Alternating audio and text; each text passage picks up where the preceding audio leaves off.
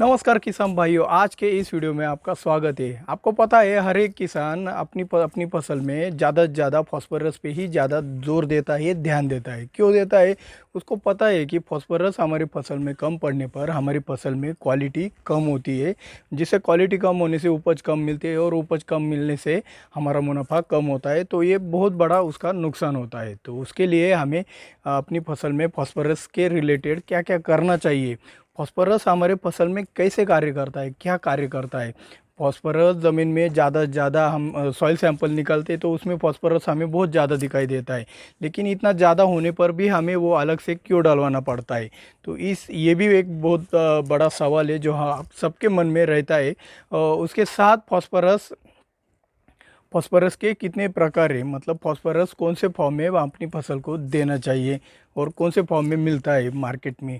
इसके साथ organic phosphorus का सोर्स क्या है, मतलब जितने भी ऑर्गेनिक फास्फोरस के सोर्स है वो भी हम आपको इस वीडियो में बताने वाले हैं। उसमें भी वो चीप ज़्यादा होंगे, मतलब जो सस्ते वाले वो ऑर्गेनिक सोर्स आपको मैं बताने की कोशिश करूँगा। उसके साथ फास्फोरस की बैक्टीरिया भी आती है, मतलब PSB, फॉस्फोरस सोल्युबलाइजिंग बैक्टीरिया भी आते हैं। उसके बारे में भी आपको इस वीडियो में हम जानकारी देने वाले हैं। तो ऐसे कठिन सवालों का जवाब आसानी से पाने के लिए वीडियो को अंत तक ज़रूर देखिएगा। तो मैं हूं दिव्यराज और आप देख रहे हो अन्न निर्माता। चलिए शुरुआत करते हैं आज के वीडियो की।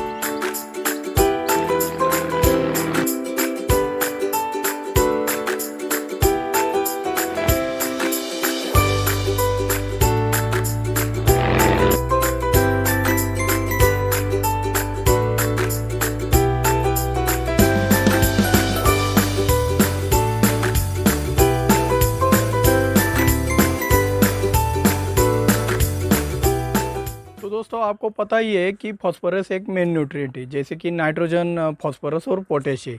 नाइट्रोजन को दर्शाने के लिए अंग्रेजी अक्षर का N का इस्तेमाल किया जाता है। फास्फोरस को दर्शाने के लिए P का इस्तेमाल किया जाता है और पोटेश को दर्शाने के लिए K का इस्तेमाल किया जाता है। ज़्यादातर जो नए किसान एग्रीकल्चर सेक्टर में आते हैं वो पोटेश को P समझ लेते हैं, क्योंकि वो P से पोटेश होता है। उनके मन में आता है, पहली बार कंफ्यूजन होता है। तो पहली बार तो ये कंफ्यूजन निकाल दो। P मतलब फास्फोरस होता है और K मतलब पोटेश होता है। तो इसके आगे का पॉइंट ये है कि जैसे हमने नाइट्रोजन का साइकिल देखा, नाइट्रोजन साइकिल देखा, वैसे ही फास्फोरस का भी साइकिल होता है। तो फास्फोरस का साइकिल आपको अच्छी तरीके से समझाने के लिए आपको मैं एक इमेज से समझाना चाहता हूँ। तो आगे का वीडियो थोड़ा सा इमेज से हम आपको समझाएंगे। तो चलिए आपको समझाने का प्रयास करते हैं। तो यहाँ पे आप फास्फोरस साइकिल का इमेज देख रहे हो, फोटो देख रहे हो। उस फोटो में आपको ये दिख रहा है कि कुछ पहाड़ों पे बारिश हो रही है। तो बारिश का हमने पिछले नाइट्रोजन साइकिल में भी बताया था आपको कि बारिश के बूंदों में नाइट्रिक एसिड तैयार होता है। तो ये फास्फोरस क्या बादलों में से तो ज़मीन पे गिरता नहीं है। तो ये फास्फोरस का आता कहाँ से है? तो हमारे पहाड़ों पे रॉक फॉस्फेट होता है, मतलब फास्फोरस के कुछ पत्थर होते हैं। उन पर ये बारिश की बूंदें गिरने पर, मतलब आपका नाइट्रिक एसिड गिरने पर वो उसमें रिएक्शन होता है रॉक फॉस्फेट में और आपके बारिश के बूंदों में, यानी कि नाइट्रिक एसिड में। ये रिएक्शन होने के बाद उस बारिश के बूंदों में ये फास्फोरस घुल मिल जाता है। तो ये घुल मिलने के बाद वो पानी नदियों को जाके मिलता है और ये नदियों का पानी आगे जाकर हमारे समुंदर को मिलता है। तो ये बात हो गई, एक पहला तरीका हो गया समुंदर में फास्फोरस को जाने का। और एक और तरीका है इस साइकिल में, जो यही बारिश ज़मीन पर गिरती है। तो ज़मीन पर गिरने के बाद ज़मीन में भी एक कुछ पत्थर होते हैं फास्फोरस के, रॉक फॉस्फेट के। तो वो भी उस नाइट्रिक एसिड में घुल मिल जाने के बाद वो नदियों को पानी मिलता है और नदियों को पानी मिलने के बाद वो समुंदर को मिलता है। तीसरा और एक तरीका है, हमारे ज़मीन में जितनी भी घास, खरपतवार, वनस्पतियाँ उगती है, बढ़ती है, तो वो बढ़ने के वक्त वो हमारे ज़मीन में से कुछ फास्फोरस की मात्रा अपटेक करती है, न्यूट्रिशन खींचती है। तो वो खींचने के बाद वही घास, खरपतवार या वनस्पतियाँ हमारे गाय, भैंस, बकरियाँ खाती है। तो यहाँ पे हम उदाहरण के लिए गाय लेते हैं। हम आपको या इस चित्र में गाय का भी एक चित्र दिखाई दे रहा है। तो वो गाय क्या कर रही है, उन वनस्पतियों को खाती है।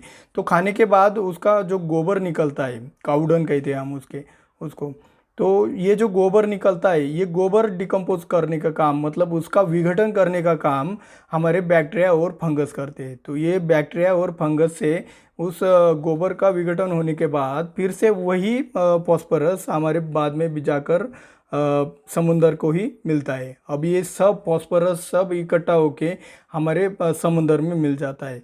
तो आप यहाँ पे एक साइड में एक एरो देख रहे हैं, एक बांध देख रहे हैं, जिससे यहाँ पे कुछ लाखों साल बाद, तो यही फॉस्फोरस कुछ लाखों साल बाद समुंदर में कुछ हलचल होने से ऊपर पहाड़ बन जाते हैं। तो ये साइकिल, फॉस्फोरस का साइकिल ऐसे ही चलता रहता है। तो अब आपको फॉस्फोरस साइकिल क्या है ये समझ में आ चुका होगा।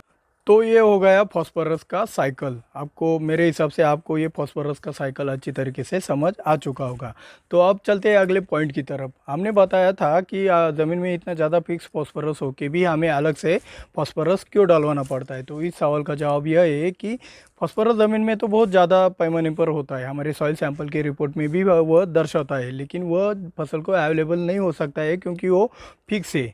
तो इसको हम रिलीज़ भी कर सकते हैं अगर हमारे ज़मीन का पीएच कम हो, मतलब ज़्यादा से ज़्यादा 7 के आसपास अगल बगल में हो, और हमारे सॉइल में, हमारे ज़मीन में ज़्यादा से ज़्यादा ऑर्गेनिक कार्बन हो, ज़्यादा से ज़्यादा माइक्रो ऑर्गेनिज्म यानी सूक्ष्मजीव हो, तो ये आसानी से रिलीज़ होके हमारे फसल को अच्छी तरीके से मुफ्त में मिल सकता है। तो हमें इसके लिए हमारी ज़मीन में सूक्ष्मजीवों की संख्या बढ़ानी होगी।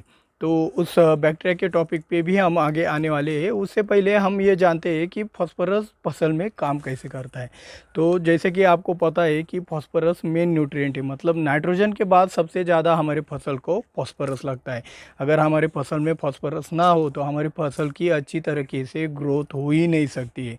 हमारे भारत की ज़मीनों में तो फॉस्फोरस बहुत मतलब ज़्यादा से ज़्यादा देंगे तो अच्छी बात है, तो अगर नहीं देते तो हमारी फसल एक एवरेज निकलती है, एक जनरल निकलती है। तो उससे उससे हमारा फ़ायदा बढ़ाने के लिए हमें फॉस्फोरस अलग से देना ही पड़ता है। तो ये फॉस्फोरस हमारे फसल में चौड़ाई बढ़ाने का काम करता है, मतलब आपका जो तना स्टेम जो होता है तो उसे उसकी डायमीटर बढ़ाने का काम करता है। आपकी पत्तियाँ जो होती है उसकी एक पत्तियाँ चौड़ी कर देता है, बड़ी भी करता है और उसकी थिकनेस बढ़ा देता है।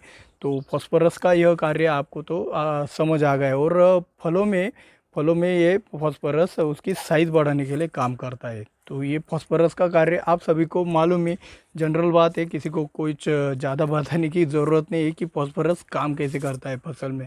अगर हमारे फसल में फॉस्फोरस कम पड़ता है तो हम उसको देने के लिए एक केमिकल सोर्स का एक इस्तेमाल करते हैं, जैसे कि हम 1846 हो गया, 5234 हो गया, 1261 हो गया, या सिंगल सुपर फॉस्फेट हो गया। तो ऐसे सोर्स का हम इस्तेमाल करते हैं। तो इससे भी हमें फॉस्फोरस मिलता है, लेकिन ज़्यादा से ज़्यादा सेफ तरीका सुपर फॉस्फेट का है। जो सुपर फॉस्फेट सस्ते में भी मिलता है और उसमें कैल्शियम होने से सेकेंडरी माइक्रोन्यूट्रिएंट की भी पूर्ति वहाँ पे हो जाती है, कॉस्टिंग भी कम है।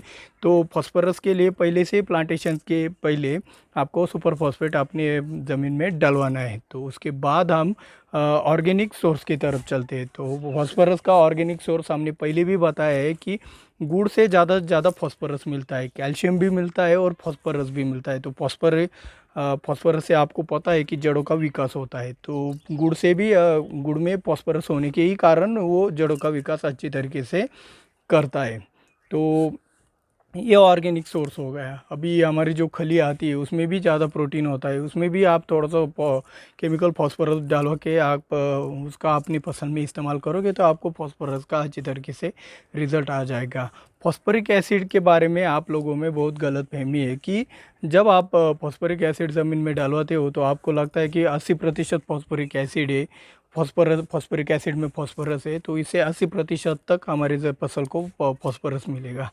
लेकिन ऐसा नहीं होता, कुछ 2-5% ही फॉस्फोरस उस फॉस्फोरिक एसिड से फसल को अवेलेबल होता है। अगर आप उसका स्प्रे पत्तियों पर करते हैं फॉस्फोरिक एसिड का, तो ही वो 80% का 80% फसल अपने अंदर ले लेता है, लेकिन ज़मीन में से वो सिर्फ अपटेक कराने का काम करता है पीएच कम करके। तो ये हो गए ऑर्गेनिक सोर्स अपने फॉस्फोरस के। और एक सोर्स है बैक्टीरिया का। तो बैक्टीरिया का सोर्स आपको पता है कि PSB आता है मार्केट में, फॉस्फोरस सोल्युबलाइजिंग बैक्टीरिया। तो वो दोनों फॉर्म में आता है, एक लिक्विड फॉर्मुलेशन में आता है और एक पाउडर फॉर्मुलेशन में आता है। जो पाउडर फॉर्मुलेशन में जो बैक्टीरिया आता है फॉस्फोरस का, वो बहुत अच्छी तरीके से काम करता है। माइक्रोवैक्स कंपनी का सबसे अच्छा क्वालिटी वाला हमें मिलता है। तो माइक्रोवैक्स कंपनी का ही हमें ज़्यादा से ज़्यादा PSB लेना चाहिए।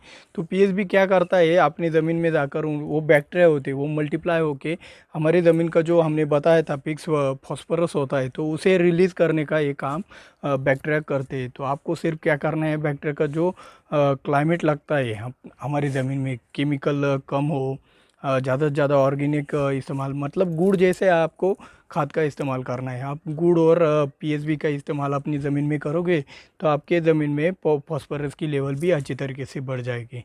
आपको हमारा वीडियो अच्छा लगता है तो आप हमारे वीडियो को लाइक करना ना भूलेंगे, ऐसे आशा करता हूँ। आप हमारे चैनल पे नए हो तो अभी के अभी सब्सक्राइब ज़रूर कर ले। और हाँ, एक बात और कि ये वीडियो हमारे फेसबुक पे, ट्विटर पे या इंस्टाग्राम पे शेयर करना ना भूलना। मिलते हैं अगले वीडियो में। जय जवान जय किसान।